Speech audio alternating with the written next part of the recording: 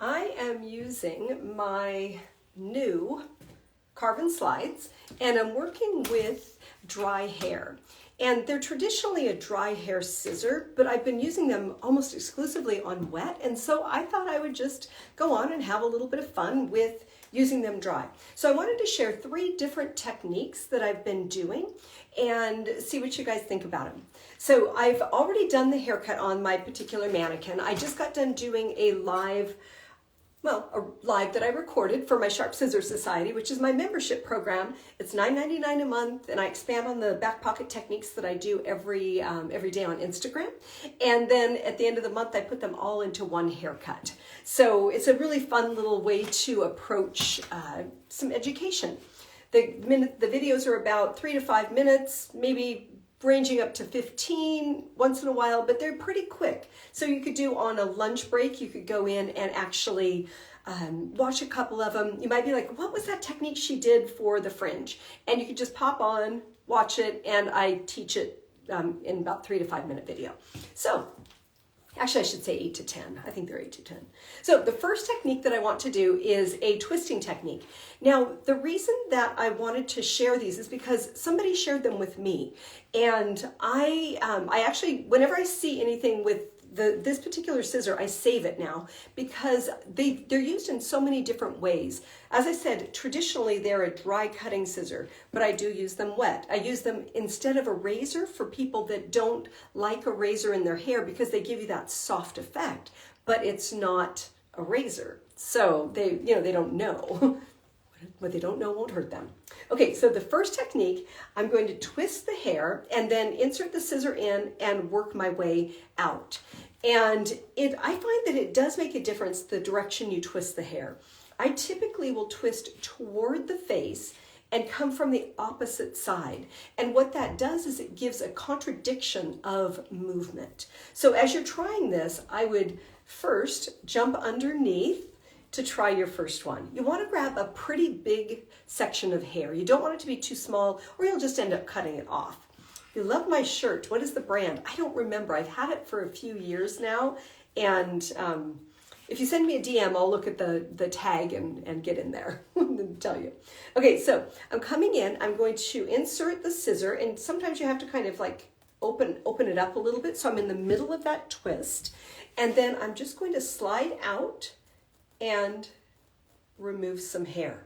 So when we look at that, because a lot of times on Instagram you don't get to see what actually comes out, but that's what came out. And then you can see some of those shorter pieces falling out. So it's a really nice way to get internal texture and work that way. Oh, we've got somebody who's a Sharp Scissor Society member. So today's live was really fun. I had to do it early because I've been traveling doing shows so much. So I haven't been able to do my regular Mondays, but they're still in the archives. So this one we did slide cutting, we did the 70s fringe, and we did what I call hunt and peck, which is where I take hair from all over and then we texturize it out, creating a really nice amount of volume in the hair. So now I thought I would just go ahead and create more.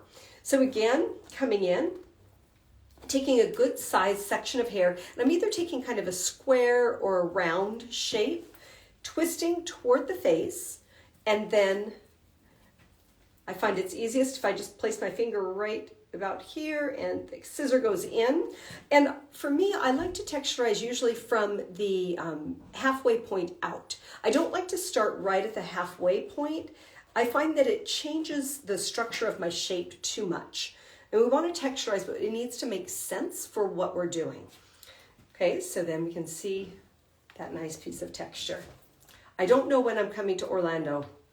I was just in Miami a couple weeks ago. And actually last weekend I was in Nashville and Jacob Kahn and I did a hands-on class for 100 people. It was crazy and it was so much fun. And we covered a lot of ground in those hours. It was like a 4-hour class. Coming in, it's the hardest part is getting that scissor in there to me. Okay, so that's one of the techniques. So twisting and then going into the twist and slowly cutting just like this, a little bit as you come out. So once again, this is my Carvin slide, a dry cutting scissor. Okay, let's work on the fringe. So the first technique we did, I'll review it for the people just joining. And we're right here. I don't want to grab the same piece. I'm twisting toward the face. And then, let me see if I can come in a little bit closer so you guys can see that a little bit better. Okay, so coming in, inserting the scissor into the twist. There we go. And then slowly opening and closing. So I'm removing just a little bit of hair. And you have to kind of let go of the twist and let it untwist. And these are my angel blades. So they're the Carve and Slide angel blades. Okay. So we've got that one. Then let's go ahead and do over the top. So I saw this, I'll have to tag her in the actual video. She just got a pair of my Carve and Slides when we were in Nashville. And she was working across the top. I think it's in my stories right now. It just looks so great. I'm like, she's doing a great job. I need to do that. So coming across the top and just working a little bit short to long. So I'm going to work across this front edge this way, and then I'm going to come underneath for a little bit of support.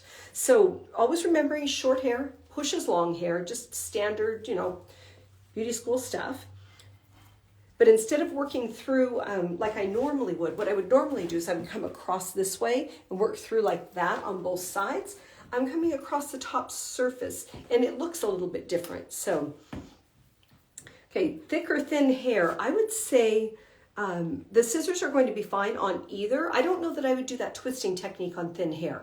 And I would definitely do it on a mannequin first because I just started doing it and it's very easy to cut through your whole section. So you have to be careful not to take out too much. Okay, so just coming across the top. Doesn't it look cool? Okay, coming across the top. So just working my way all the way down. And then it gives that nice little push off to the side that gives structure and support to the shape that you've already created. Now on the other side, I'm like, how would I work across the top? I'm gonna have to come this way.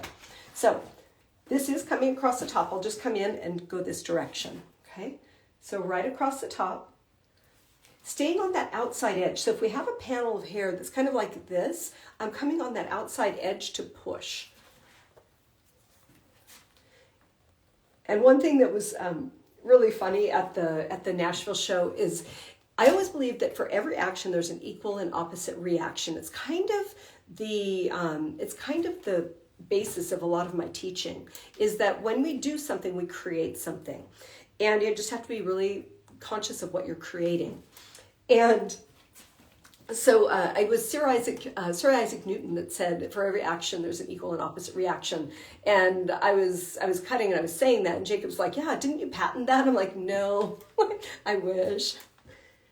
When am I going to be in New York City? I don't know that I'm teaching classes. I know that we have a show for KMS and Goldwell. It's in Foxwoods, which is upstate, or I don't know, Connecticut, I think it is. But that is in May. And so we're doing a live class there.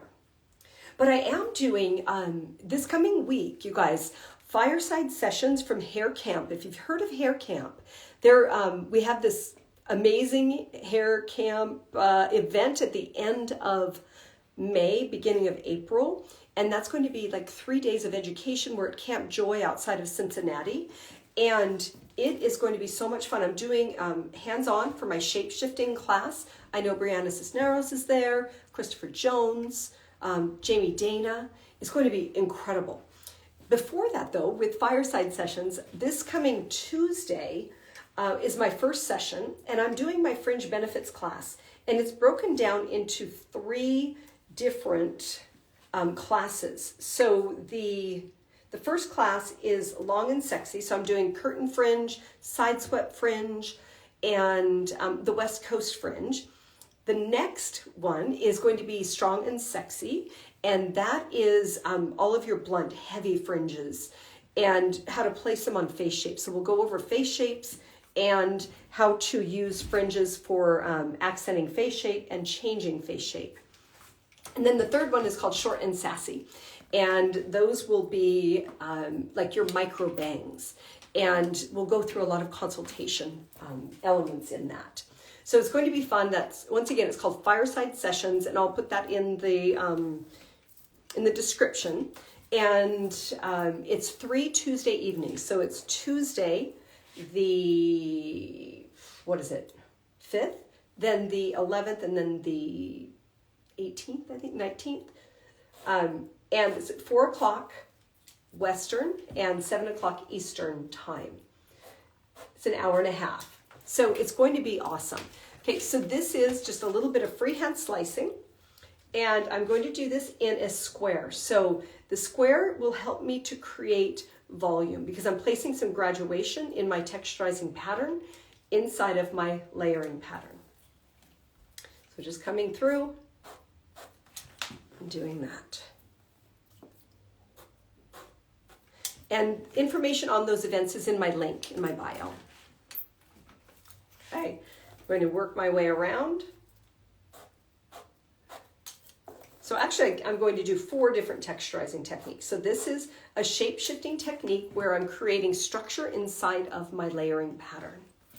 And then our last technique is going to be a carving technique. And I've been playing a lot with this where I go through and I'm actually carving one side or cutting one side, then carving the other side to help create movement. So let's take a look at what that actually will look like.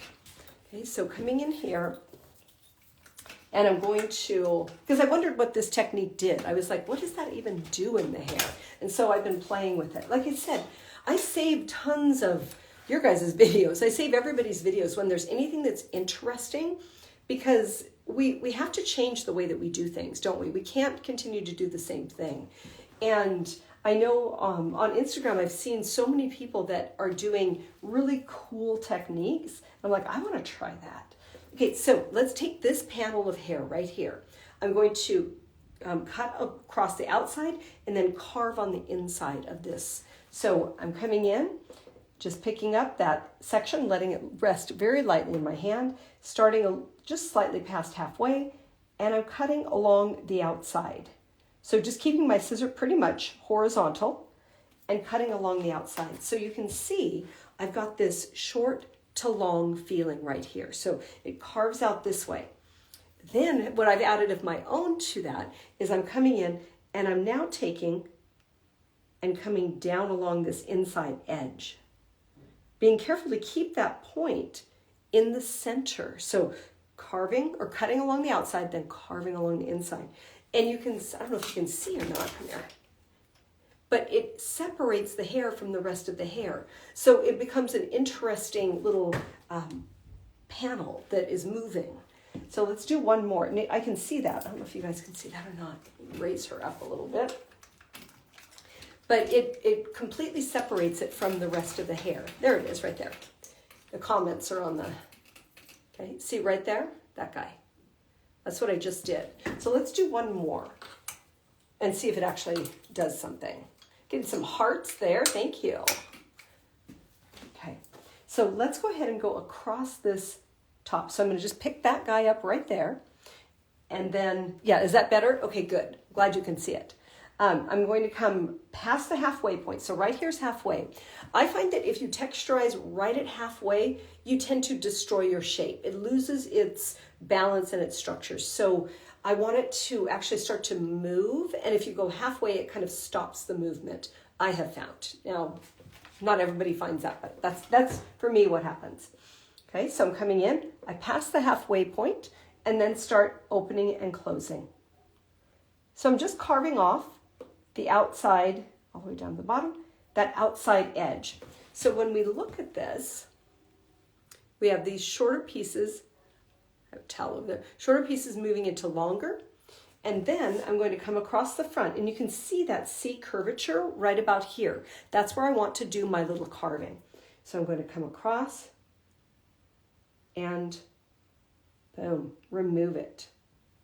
Very light, very gentle. And the reason that this type of scissor works so good is because it pushes the hair. It will not cut a straight line, and it doesn't grab the hair at all. So I'll illustrate that.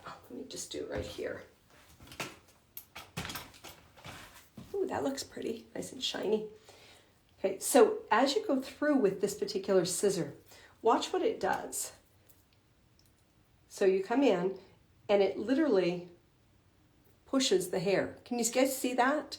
So it's pushing the hair out of the way.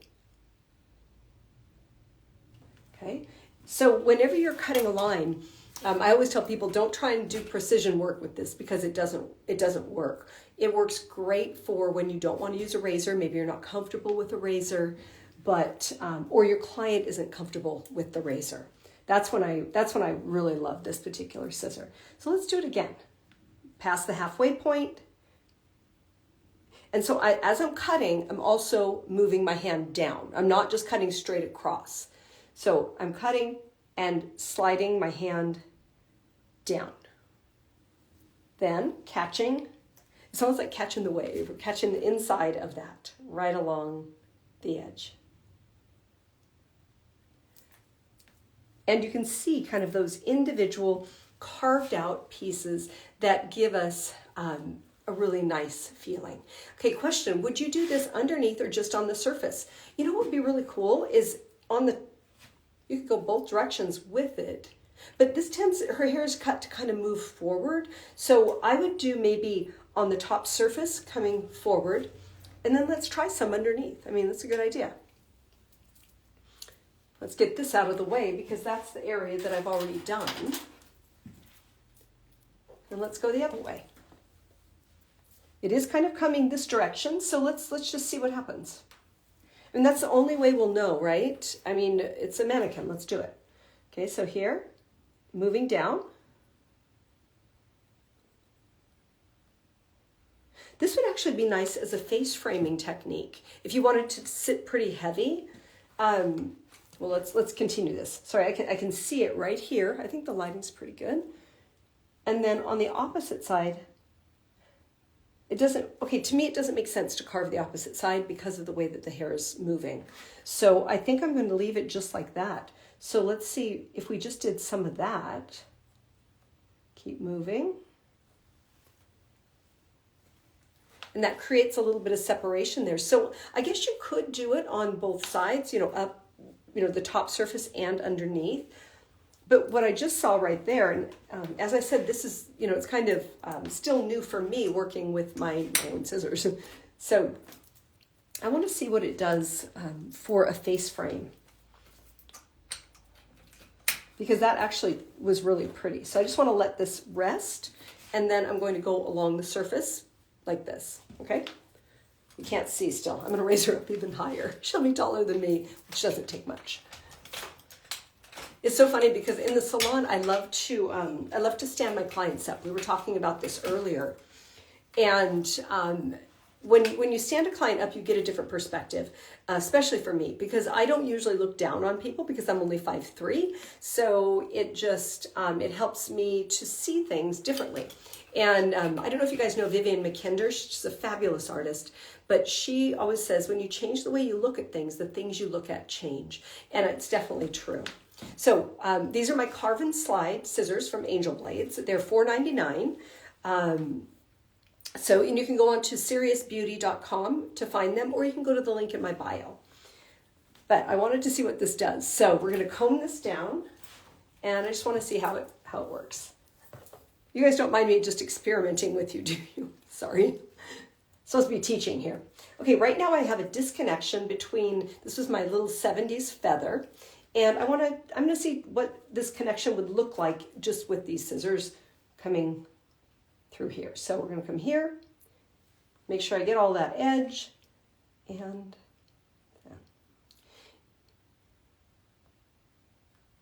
just moving my hand down.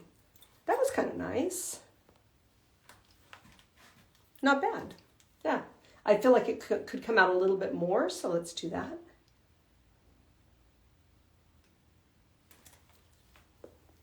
I feel like it's a little heavy right here, so let's get a little bit of that. Okay, other side.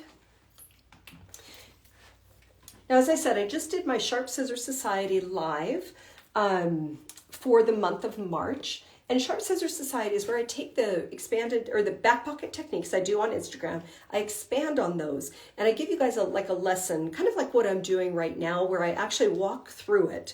And they're professionally recorded. They actually look really nice. And like I said, the membership is $9.99 a month, and you get 10% off. 10? I always mess up on my discounts. It's 10% off your tools. So if you wanted to buy some angel blades, you get a discount on those, and you get a discount on education as well. Where am I headed this weekend? I'm headed to Santa Barbara this weekend. It's not to cut hair. It's just to have fun. And then next weekend, I'm up in Vancouver doing the same show we did in Nashville, except we're not doing the extra class. So, okay, so let's take a look at that. I feel like that was a really gentle blend with the Carve & Slide. So, and it was just working across that edge. So you could actually go in and create your face framing and then maybe adjust just a little bit with it.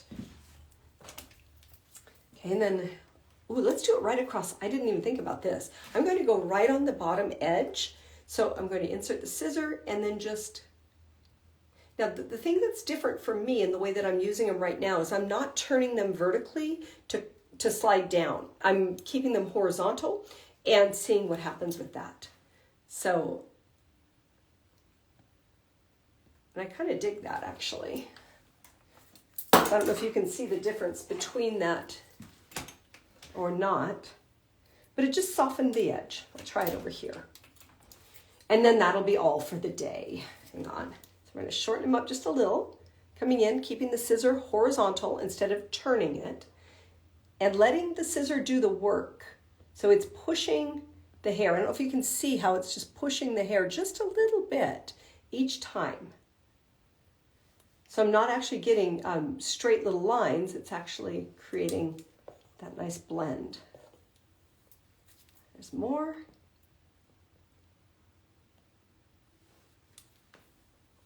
Okay, I think she looks pretty good.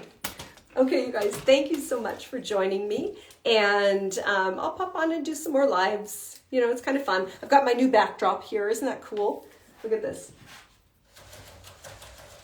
It's 3 separate points. Or 3 separate parts. It's from a company called Molo. Anyway, okay, the scissors once again, because somebody just asked again. These are my angel blades, and they're available on SeriousBeauty.com. The link is in my bio at Sonobredo.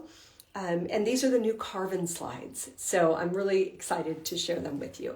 You guys have a wonderful day, and I guess I will see you next time I'm live. You guys, bye-bye.